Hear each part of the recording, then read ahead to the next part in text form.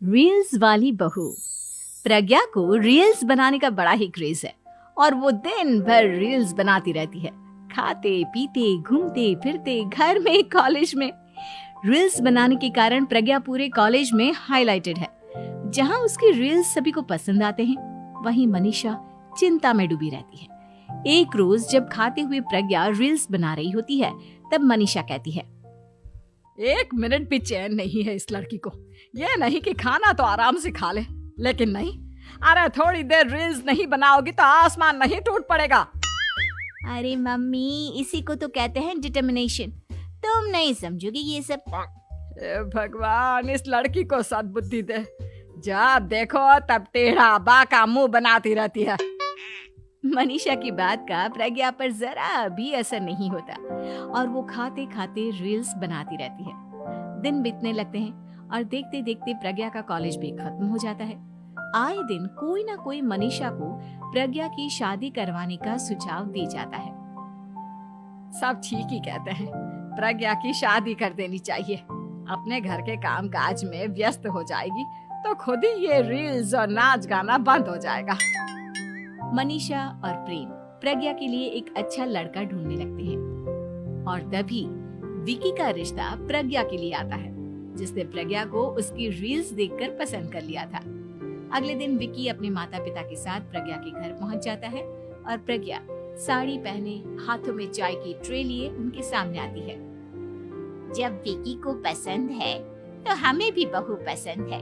बहन जी, आप बारात की तैयारी कीजिए। एक बार लड़का लड़की अकेले में बात कर ले तो अच्छा रहेगा। हाँ हाँ, क्यों नहीं। मनीषा विकी को प्रज्ञा के कमरे में भेजती है, जहां प्रज्ञा पहले से ही रील्स बना रही होती है। तभी विकी कहता है, आ गए आपके साजन जी। हमारे साथ ये रील्स कंप्लीट करती तो और भी अच्छा रहता। अच्छा जी, अब आ ही गए हैं तो बना ही लेती हूँ आपके साथ। दोनों मिलकर रील्स बनाते हैं। जब वी मीट और तुरंत पोस्ट भी कर देते हैं। फिर विकी कहता है, जब आप साड़ी में चाय लेकर आई तब मुझे लगा कि कहीं मैं गलत घर में तो नहीं आ गया। अब सही है। दोनों की शादी पक्की हो जाती है और शादी के दिन भी प्रज्ञा रील्स बनाने से चूकती नहीं। यहाँ तक कि बारात के समय भी नाचते हुए रील्स बनाती है।